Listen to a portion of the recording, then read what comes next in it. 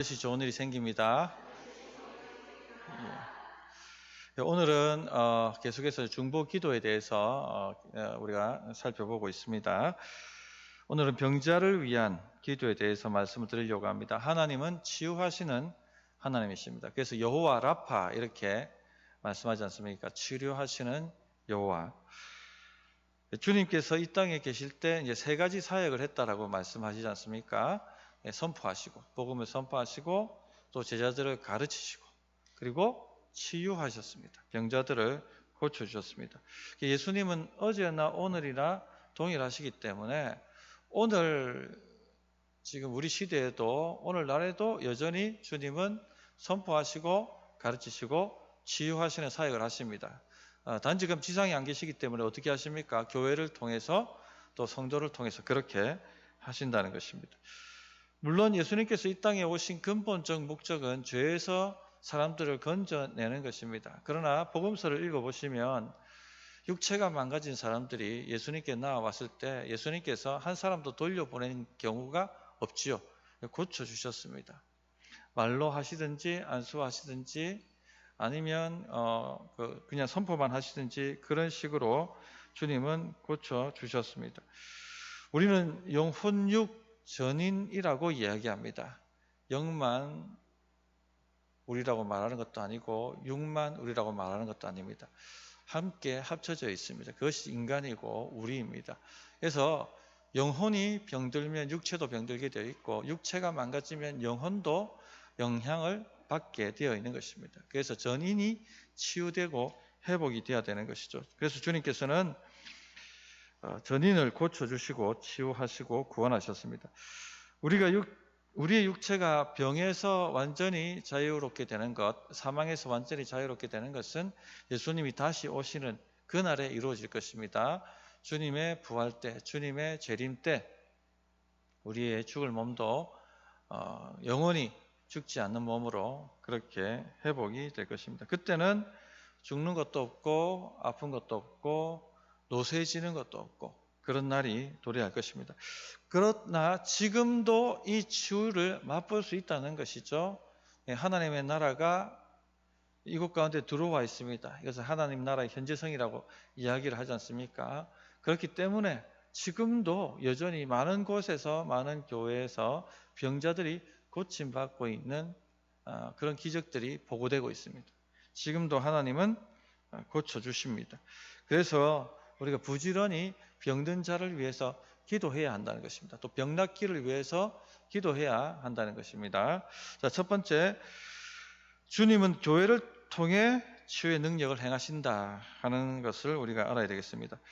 자, 예수님께서 세상에 계실 때는 직접적으로 고쳐주셨습니다.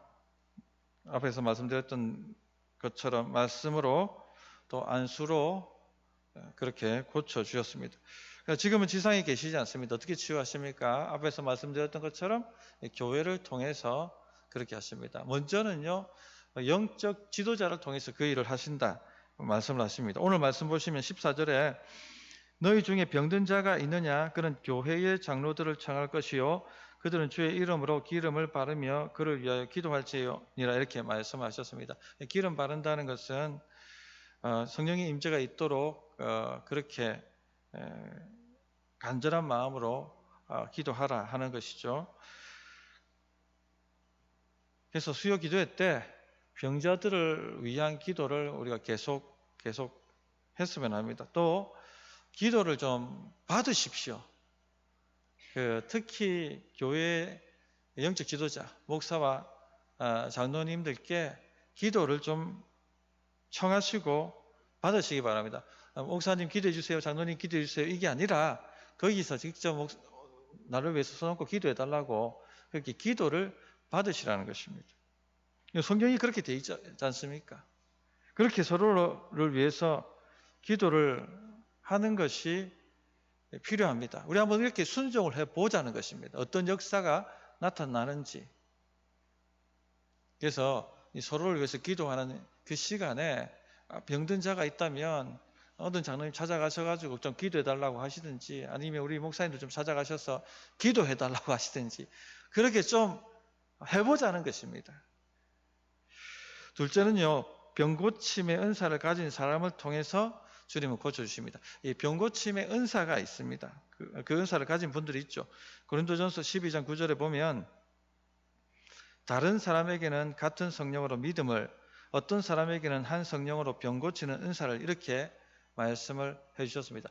우리 교회에도 어쩌면 병고치는 은사를 가지신 분이 계실지도 모르겠습니다. 단지 그 환경이 열리지 않고 그 무대가 펼쳐지지 않았기 때문에 자기가 갖고 있는지도 모르고 전혀 사용하지 않고 있기 때문에 드러나지 않을 뿐일 수도 있다는 것입니다. 이런 은사를 가지신 분들의 특징은 병든 자를 보면 참 가슴을 아파하십니다. 그리고 절로 그냥 기도를 하셔요. 기도가 나오는 분들이십니다. 그리고 그런 분들이 기도하면 병이 호전되든지 병이 낫든지 하는 일들이 일어나게 되어 있죠. 이런 분들이 병 고치는 은사를 가지신 분들입니다. 어떤 목사님께서 이 병자들을 신방하시고 기도하셨는데 어떤 경우는 병자가 낫고 또 어떤 경우는 병자가 안 낫더랍니다.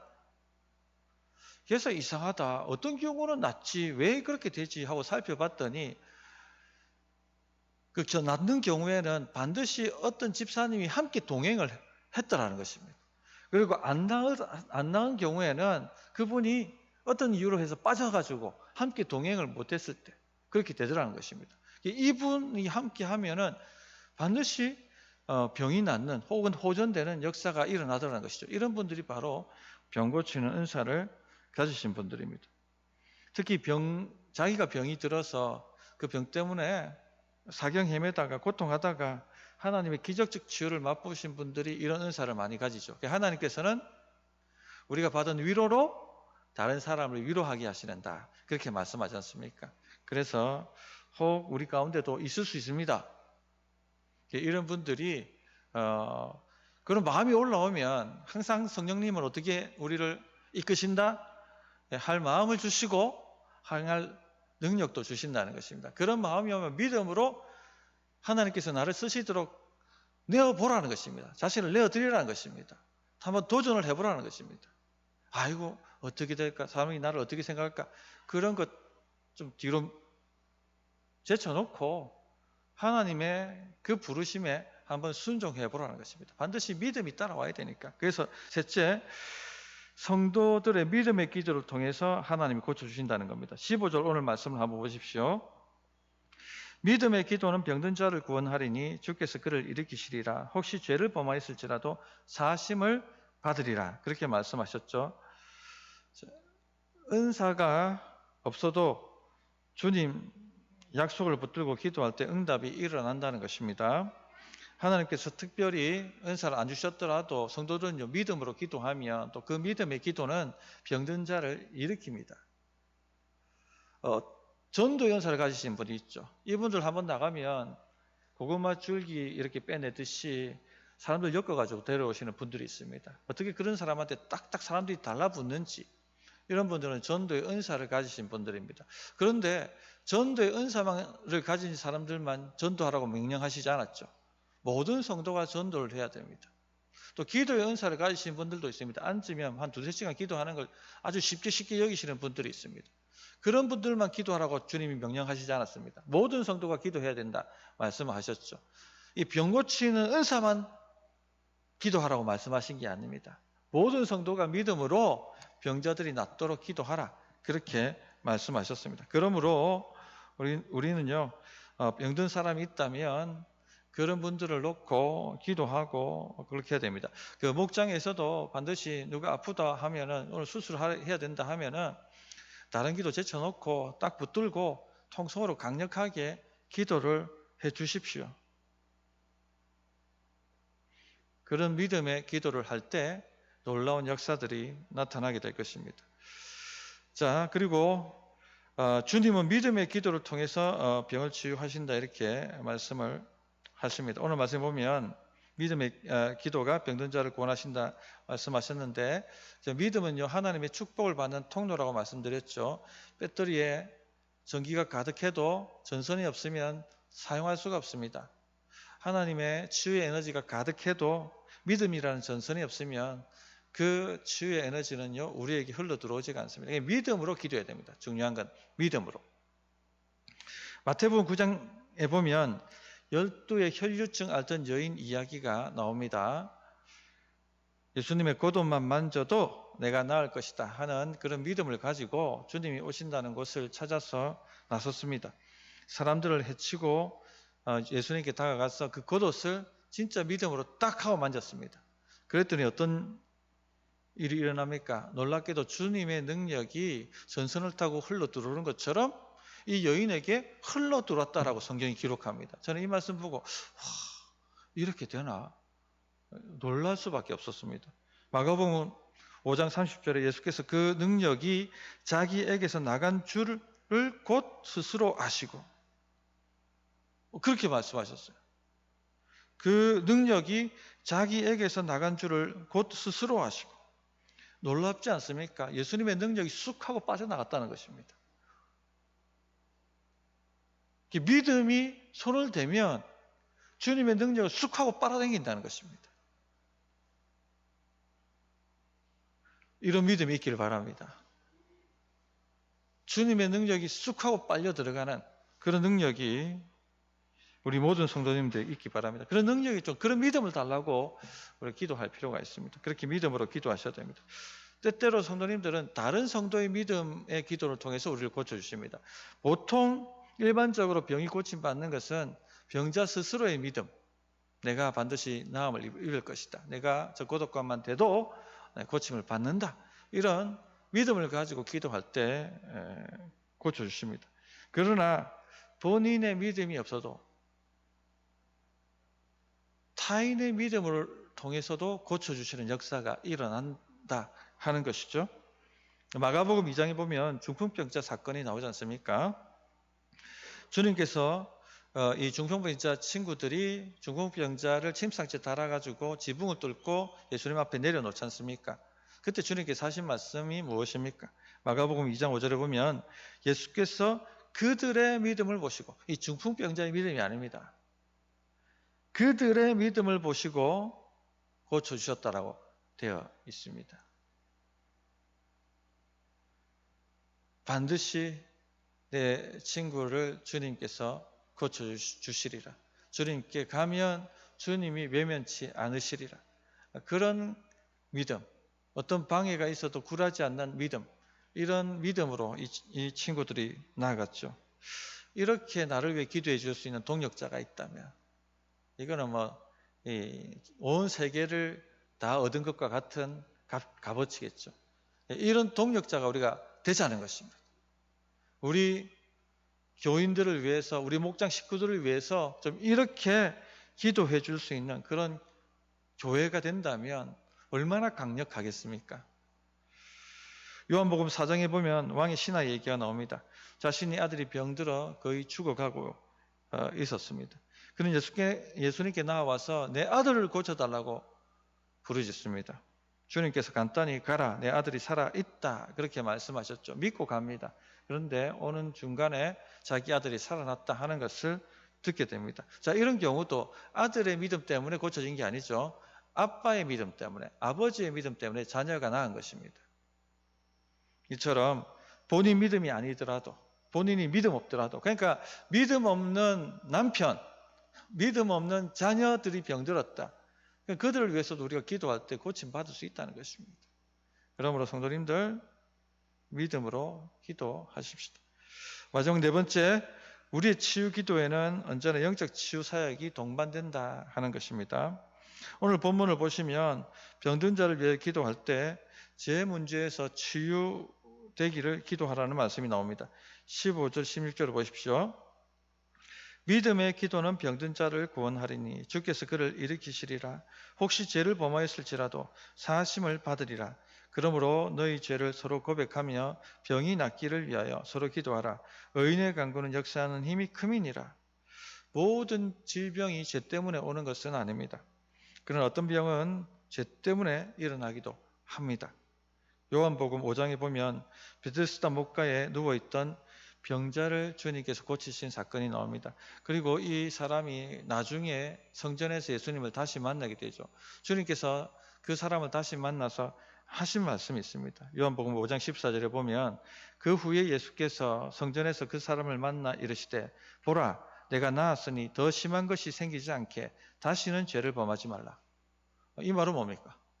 이 병이 죄 때문에 왔다는 것이죠. 네가 지금 고침받았지만 더 심한 것이 생기지 않도록 다시는 죄를 범하지 마라. 죄를 범하면 더 심한 거 생긴다. 지금 그 얘기를 하고 계신 것이죠. 이 사람의 병은 죄가 원인이었습니다.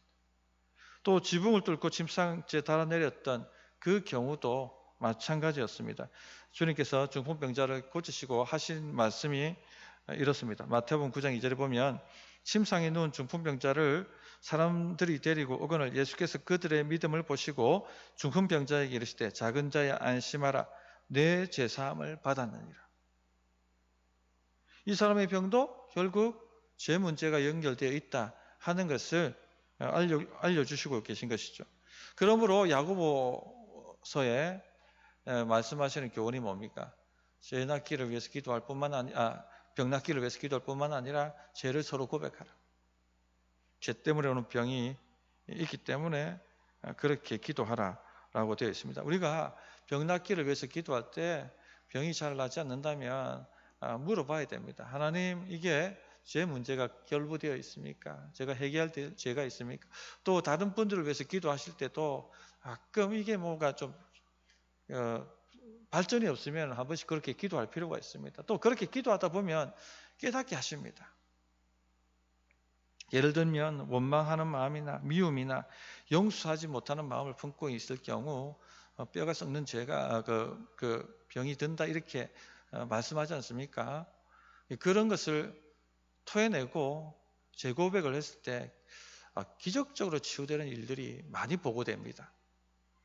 그러므로 병이 들었다 하면 혹 죄 때문에 오는 것은 아닌지 기도하며 물으면서 그런 것들을 토해낼 필요가 있습니다. 자, 말씀을 정리하도록 하겠습니다. 한번 따라 하시겠습니다. 예수님은 오늘날에도 치유하신다. 아멘. 그래서 아프신 분들 믿음을 가지고 기도해야 됩니다. 또 서로를 위해서 기도해야 됩니다. 우리 교회도 아프신 분들이 많습니다. 나이가 들어가지고 노쇠하는 거 그건 어쩔 수 없는 거죠. 그런데 이 사명 감당해야 될 사람들이 퍽퍽 쓰러지는 경우가 있습니다. 이건 우리가 심각하게 받아들여야 됩니다. 그럼 누가 하나님의 일을 합니까? 누가 교회를 세웁니까? 이건 전쟁입니다. 그러므로 아픈 자들을 위해서 기도를 해야 합니다. 병이 낫도록 다시 예배 자리로 복귀하도록 사명의 자리로 복귀하도록 그렇게 서로를 위해서 기도해야 됩니다. 하나님께서는요 오늘도 교회를 통해서 또 성도들의 믿음의 기도를 통해서 하나님의 치유의 능력을 우리에게 베풀어 주기를 원하십니다. 저는 우리 목장 기도 타임뿐만 아니라 수요 기도의 기도 타임에도 이런 간절한 믿음을 가지고 기도하는 역사들이 좀 일어났으면 좋겠습니다. 서로를 위해서 좀 기도하는 시간들을 너무 부담스럽게 여기지 마세요. 하나님께서 나를 통해서 누군가에게 기도를 하게 만드시는 그 놀라운 일에 내 자신을 좀 들여보십시오. 이게 훈련이 안 되어 계시면 좀 부담스럽습니다. 저도 제가 기도 인도 안 하고 내려가 있을 때 서로 기도하는 타임에 저도 어디 가서 기도해야 되지 않습니까? 저도 부담스러워요. 그러니까 가는 거예요. 그래도 제가 그래도 자매한테 갈 수 없잖아요. 그러니까 눈앞에 보이는 정장놀이, 화장놀이 찾아가는 겁니다. 붙들고 기도하는 거예요. 그냥 하나님 주시는 마음을 가지고 나를 사용하셔서 물론 새벽 기도 때 기도할 수 있습니다. 그러나 정말 주님이 하셨던 것처럼 손을 놓고 기도하는 거 언제 합니까? 그러면 손을 놓고 기도할 때 마음이 뜨겁게 들어가지 않습니까? 기도가 뜨겁게 열리지 않습니까? 나도 모르게 이분들을 위한 전혀 생각하지 않았던 말이 흘러나오고 기도가 되기 시작하잖아요. 그거 언제 일어납니까? 그리고 나를 위해서 기도해 주십시오. 진짜 중보원사 받지 않은 분들은요 까먹고 기도 안 합니다. 맞지 않습니까? 제 말이. 그래서 저는 누군가 저를 위해서 기도해달라고 카톡이 오면 까먹고 제가 안 한다는 거 알고 있거든요. 그래서 바로 그 자리에서 기도합니다. 간단하게라도. 진짜 우리는 까먹습니다. 기도 안 합니다. 생각이 안 나서 기도 안 하는 거예요. 기억이 안 돼가지고. 적어두더라도 적어뒀다는 것도 까먹습니다. 언제 기도합니까, 그러면? 언제 성령이 우리를 통해서 은사를 발휘하십니까? 발휘할 기회가 없는 거예요. 무대가 없는 거예요. 맨날 성령의 역사는 없고 이론적으로 신앙생활하고 성령의 하나님의 체험도 없으니까 늘 이론적으로 막. 그러니까 시험이 오면 팍팍 넘어지는 겁니다. 큰 도전 앞에 여호수아 군대처럼 밀고 들어가지 못하는 겁니다. 타협해버리고 대충 살고. 언제까지 우리가 그래 살아야 됩니까? 안 되겠죠. 그래서 자신을 하나님이 쓰시겠다는 대로 한번 들여보시라는 겁니다. 내 마음이 가는 대로 하나님 오늘 또 서로 기도하라는데 누구한테 가야 됩니까? 떠오르게 하시면 가십시오. 가서 붙들고 오늘 하나님이 당신을 위해 기도하라고 하셨습니다 하고 제목도 묻지 말고 어쩔 때는 시간 많이 걸리니까 그냥 기도하십시오. 주님 주시는 대로. 저는 많은 경우 한국 교회의 기도회가 형식화되어 있다고 생각합니다.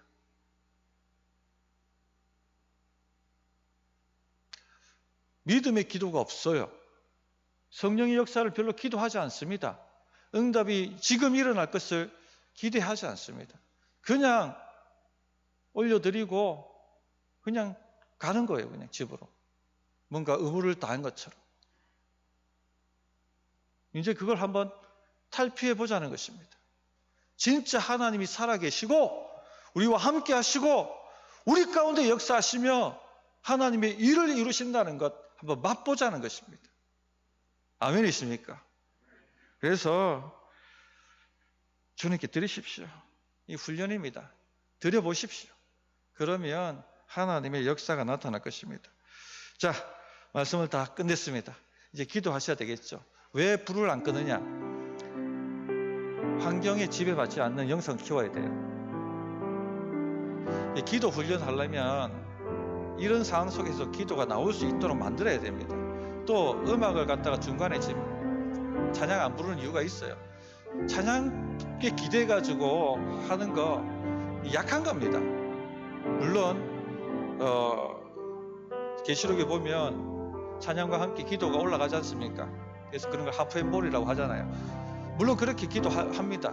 그러나 지금 우리는 훈련해야 됩니다. 우리 성도님들 기도를 강하게 만들기 위해서는요. 그런 것 없어도 내가 기도를 갖다가 한 몇 번 치고 나갈 수 있는 그 영성이 돼야 되는 것입니다. 그래서 불 다 켜놓고 그렇게 합니다. 뭐 언제까지 이 훈련을 제가 지금 할지는 모르겠어요. 그런데 어느 순간 돌파가 됐다는 순간은요. 자유롭게 할 겁니다. 아멘? 이 목사 마음을 이해하시겠습니까? 이 불타는 마음을 좀 이해하시겠어요?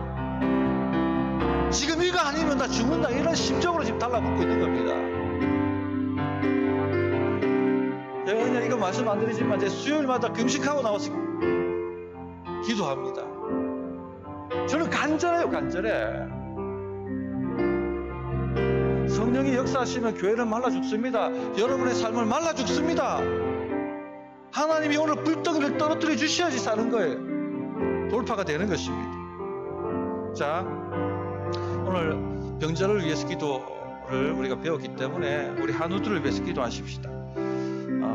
그 기도 제목을 실명 나오고 하는 것 두려워하지 마세요.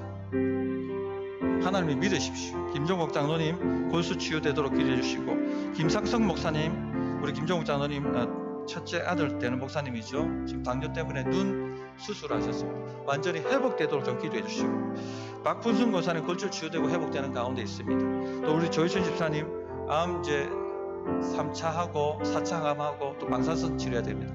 완전히 암의 공포에서 해방되도록 암의 세포가 다시는 의식거리지 못하도록 우리가 뜨겁게 간절히 기도하시고, 이 외에도 목장에 기도가 필요하신 분들 이름 붙들고 한번 기도하겠습니다. 주여 외칩니다.